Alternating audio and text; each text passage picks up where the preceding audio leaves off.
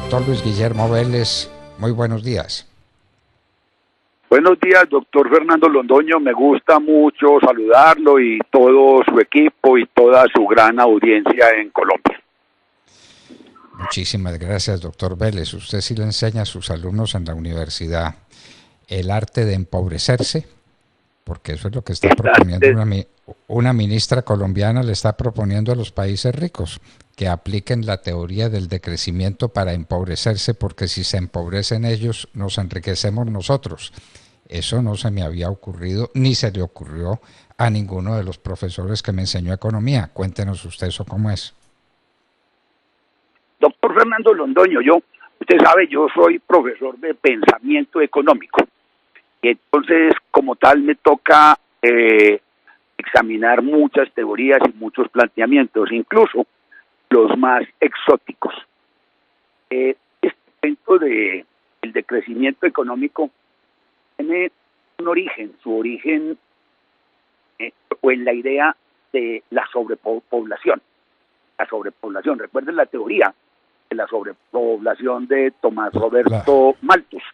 La de Malthus, sí, señor, claro. Malthus, exactamente.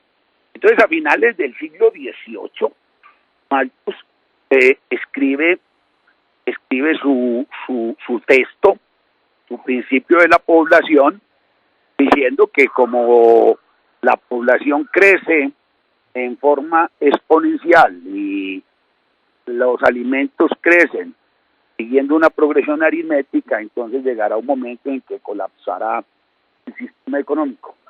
De acuerdo al pronóstico de Malthus, ya desaparecimos como especie en 1880. Entonces esas cosas reaparecen. En los años 70 del siglo pasado, aparecieron una serie de obras y de libros que tocaban ese tema de los límites, eso se llama los límites del crecimiento, porque esa fue la expresión que surgió de un libro que publicaron y que impulsaron los señores del Club de Roma. ¿Usted se acuerda de los del Club de Roma? Que también, de acuerdo a los que estaban pensando los del Club de Roma, en este año justamente debíamos estar colapsando como humanidad. Entonces ellos sacaron una cosa que llaman los límites del crecimiento. Los límites del crecimiento.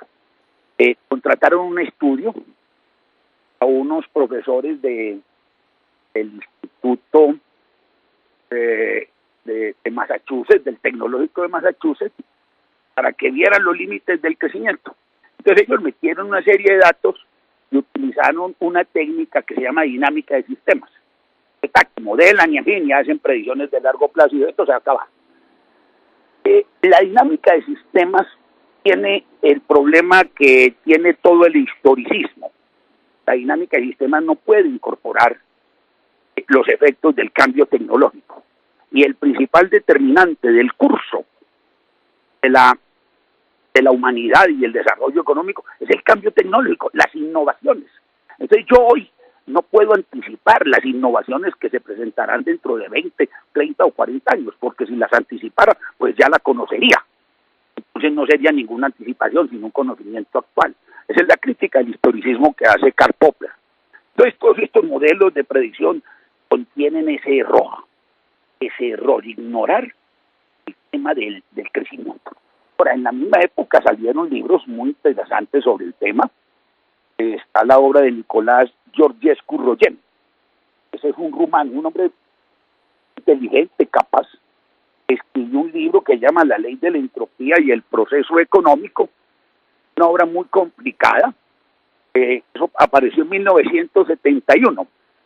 Ahí hay buen pensamiento y buena teoría. El problema es que Nicolás Georgescu no tuvo discípulos, sino que tuvo fanáticos, que se pegaron de una frasecita que soltó un día en una conferencia. Un día el hombre dijo, es que en un mundo con recursos finitos no puede haber un crecimiento infinito. Eso es una tontería, pero de ahí se pegaron los fans. Entonces los fanáticos ambientalistas no le dio el libro de Rogescu, pero oyeron la frase y la repiten. Lo otro es la obra de un romántico alemán, un hombre también bien intencionado, Ernest Friedrich Schumacher. Usted debe conocer el libro, se llama Small is Beautiful, lo pequeño es hermoso.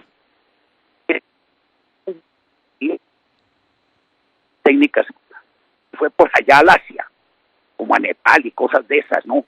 Y entonces vio como toda esa gente, allá hay gente que vive austeramente y todo eso. Entonces le pareció como muy encantadora esa vida de austeridad, ¿ah? Esa vida de austeridad y en fin. Entonces y ya le pareció que el consumo occidente era horrible. En fin, entonces escribió ese librito, es como una prédica de la austeridad, de no gastar mucho, en fin, todas esas cosas, pues, que son como encantadoras. Y la otra cosa que le quiero mencionar es un libro que se llama El Antieconómico. Ese es de unos autores franceses, eso lo escribieron en 1972. Jacques Attali, que sería después el primer presidente del Banco Central Europeo, fue Attali. Eso lo escribió cuando estaba muy joven, recién salido allá del Mayo francés. Y después, y otro autor que no recuerdo el nombre, Marc, en fin, el hecho es que ellos hoy en día son unos burgueses muy acaudalados, nunca decrecieron su fortuna, pero entonces su teoría está allí. Entonces esos son como los antecedentes. Ahora, el problema del ambiente y de todas esas cosas es que a nadie le choca, todo el mundo busca un ambiente sano, todas estas cosas. Pero lo que ha llegado con esta gente del decrecimiento, ¿sí? El decrecimiento es que no entienden la lógica del crecimiento económico. El crecimiento económico está basado en la innovación, en la invención, y está basado en la libertad de producir, la libertad de inventar, y al otro lado tiene la libertad de consumir, porque si alguien inventa algo pero nadie lo consume, pues es un invento fallido. Entonces, la idea de imponerle a una sociedad un decrecimiento o de imponerle un patrón de consumo implica acabar la libertad de producir y la libertad de elegir.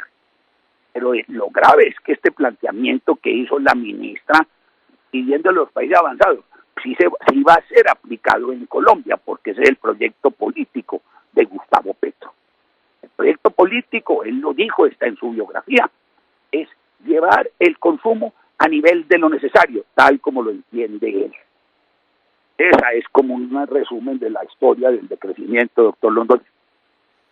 ¿Y qué tal proponérsela a los países ricos para que nosotros dejemos de ser tan pobres? Ahí sí me pierdo todavía más. Están muertos de risa. Pues es que todos estos economistas que le menciono, los del Club de Roma, Georgescu, Schumacher, pues han propuesto eso y son economistas de allá, de esos países, de Francia, de Alemania, de Estados Unidos.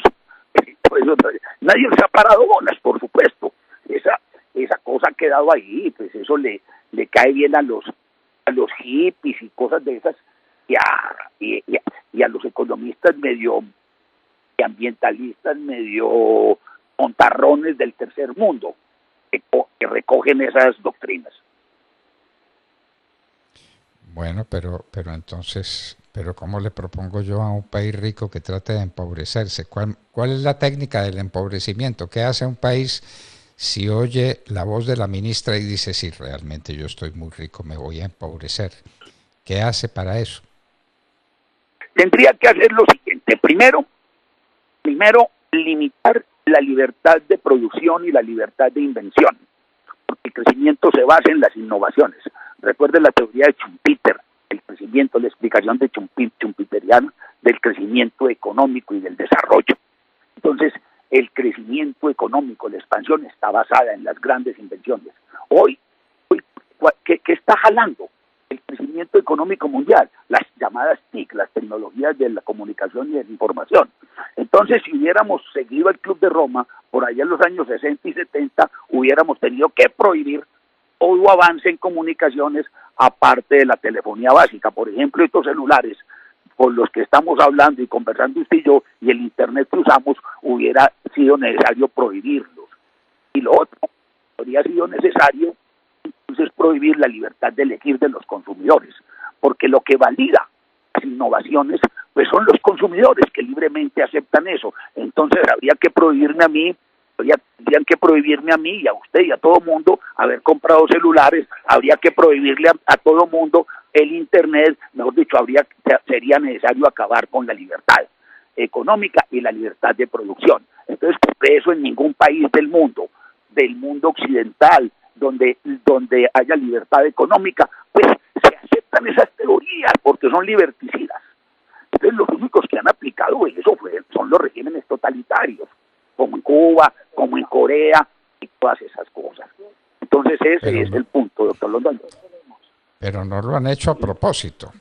Los que se han empobrecido mal de su grado, tratando de enriquecerse, pero lo han hecho por caminos fallidos y el resultado ha sido el empobrecimiento brutal que acaba con la población, como pasó en Venezuela, por ejemplo, o lo que pasó claro, doctor Londoño. Sí. Sí, pero entonces lo que pasa es que creen que desde la dictadura pueden guiar el crecimiento, entonces fracasan. Porque ninguna dictadura del mundo, ningún país, es que el centralismo económico que debía decidir lo que se produce y lo que se consume en sustitución del mercado, pues ha fracasado. Ese es el gran fracaso. Pero eso es lo que quiere hacer aquí, pues, el gobierno socialista de Gustavo Petro. Y lo quiere hacer para los países ricos. Es diciéndole a los países ricos: tengan la bondad de empobrecerse para que yo pueda crecer. Lógica que tampoco entiendo. ¿Cómo el empobrecimiento de los ricos enriquece a los pobres? Tampoco entiendo. Allá deben estar muriéndose de risa, y se deben estar muriendo de risa, pues en China, de que después de que abandonó las absurdas ideas de Mao Zedong y retomó las ideas, recuerde cuando Deng Xiaoping les dijo, enriquecerse es glorioso, y lanzó las zonas económicas especiales y se metió en ese proceso de crecimiento de China, pues que ha sacado a millones y millones y millones de personas de la pobreza. Con libertad económica, por supuesto. Que se bajaran de la bicicleta destruida y se cambiaran el uniforme, el overol vuelto pedazos, para convertirse en la nación de mayor desarrollo económico que puede ser hoy la segunda potencia mundial, según dicen algunas estadísticas. Bueno, pero ahora viene la ministra colombiana que les dice: tengan la bondad de empobrecerse para que yo pueda crecer, y ahí definitivamente no entiendo. Como si se dedican a empobrecerse los ricos, yo me enriquezco. Bueno, así es. Pero pero esos son los ministros que tenemos, doctor Vélez. Doctor Londoño, esos son los ministros que tenemos. ¿Qué le vamos a hacer? Doctor Luis Guillermo Vélez. Venga. Dígame. Ya vio que 69% de popularidad.